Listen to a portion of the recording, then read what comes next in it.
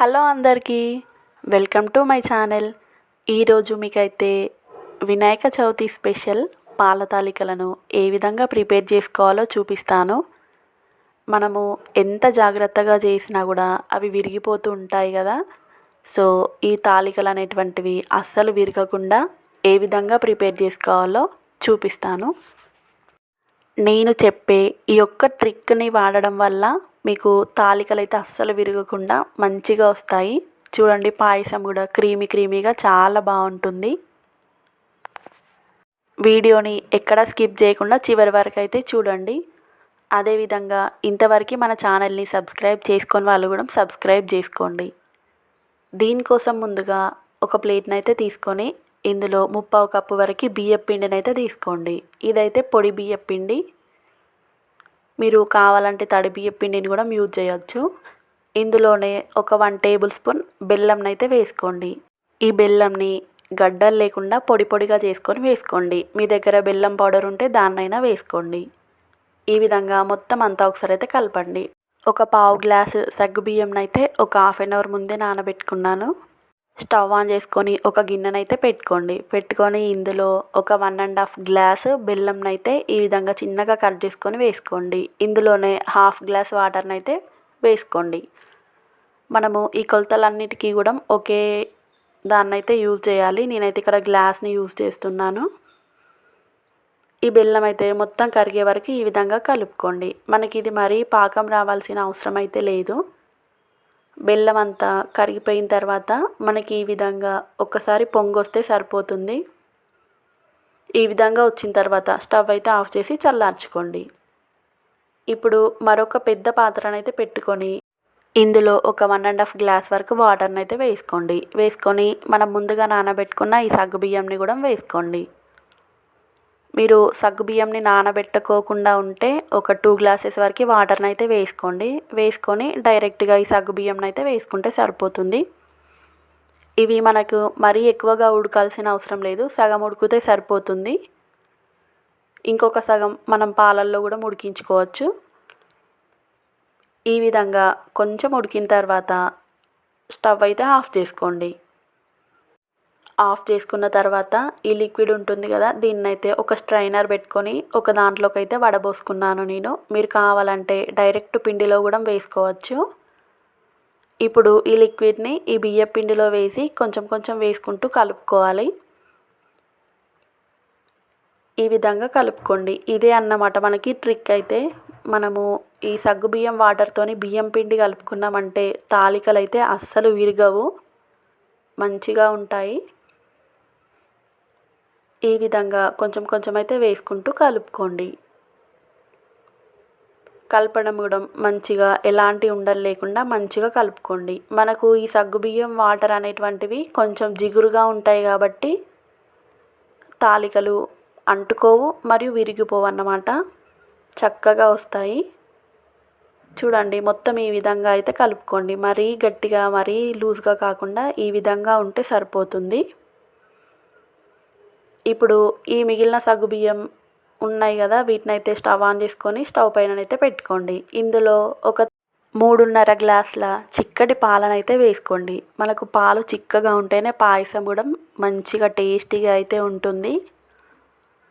ఈ విధంగా వేసుకున్న తర్వాత స్టవ్ అయితే మీడియం టు లో ఫ్లేమ్లో ఉంచుకొని ఈ విధంగా మరిగించుకోండి, కలుపుకుంటూ మరిగించుకోండి.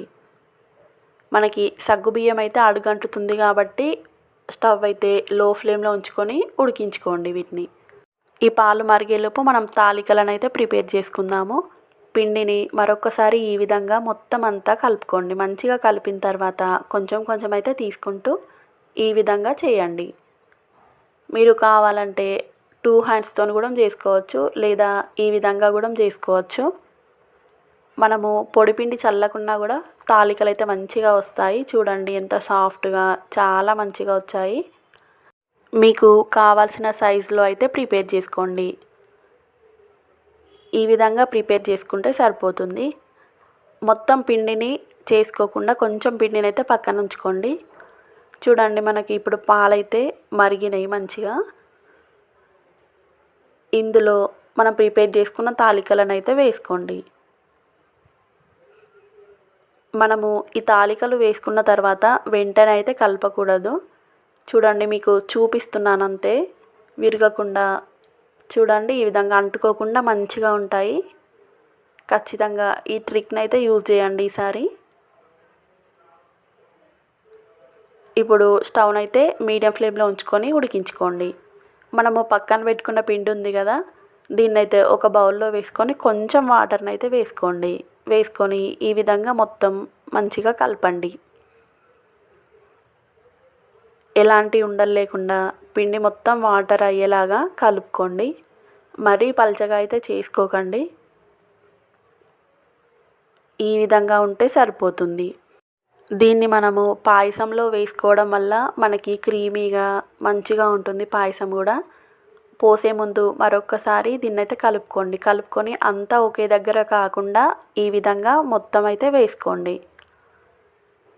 చూడండి, మనకు వేసుకున్న తర్వాత కొంచెం అయితే ఇట్లా కలుపుకోండి. మధ్యలో గరిటెను పెట్టి ఈ విధంగా తిప్పితే మనకి అంతా కలిసిపోతుంది. తాలికలు కూడా చూడండి ఎంత మంచిగా విరగకుండా సాఫ్ట్గా అయితే ఉంటాయి. ఈ విధంగా కలుపుకొని ఒక 5 మినిట్స్ అయితే ఉడికించుకోండి.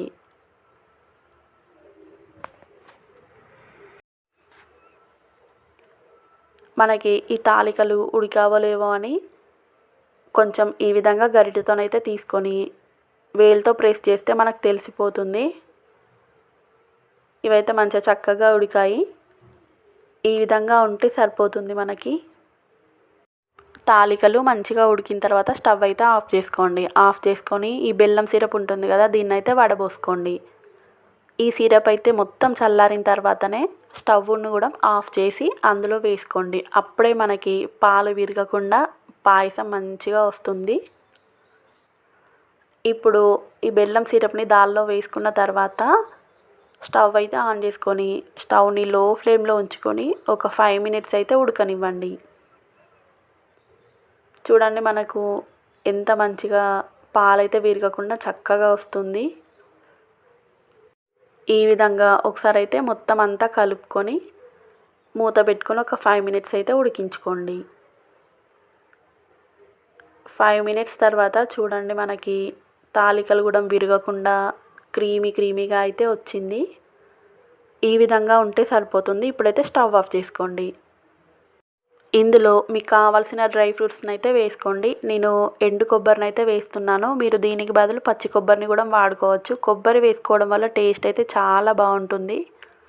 స్టవ్ ఆన్ చేసుకొని ఒక కడాయిని అయితే పెట్టుకొని ఒక 2 టేబుల్ స్పూన్ వరకు నెయ్యిని అయితే వేసుకొని ముందు కొబ్బరి అయితే వేసుకోండి. కొబ్బరి కొంచెం ఫ్రై అయిపోయిన తర్వాత ఈ మనం తీసుకున్న బాదం పప్పు ఇంకా మిగిలిన డ్రై ఫ్రూట్స్ని కూడా యాడ్ చేసుకోండి. యాడ్ చేసుకొని మంచి కలర్ వచ్చేంత వరకు అయితే ఉంచండి. మంచిగా కలర్ వచ్చిన తర్వాత వీటినైతే పాయసంలోకి వేసుకోండి. వేసుకొని ఒకసారి అంతా మంచిగా కలపండి. అంతే అండి, మనకైతే ఎంతో టేస్టీగా ఉండే ఈ పాల తాలికలు అయితే రెడీ అయిపోయినాయి. చూడండి, చాలా క్రీమీగా చాలా బాగుంటుంది. తప్పకుండా అయితే ట్రై చేయండి. తాలికలు కూడా విరగకుండా చక్కగా అయితే వస్తాయి. టేస్ట్ కూడా చాలా బాగుంటుంది. మనం తీసుకున్న క్వాంటిటీ అయితే కరెక్ట్గా సరిపోతుంది. స్వీట్నెస్ కూడా చాలా బాగుంటుంది. తప్పకుండా అయితే ట్రై చేయండి. వీడియో కనుక మీకు నచ్చితే లైక్ చేయండి, షేర్ చేయండి, కామెంట్ చేయండి. అదేవిధంగా మన ఛానల్ని సబ్స్క్రైబ్ చేసుకోండి.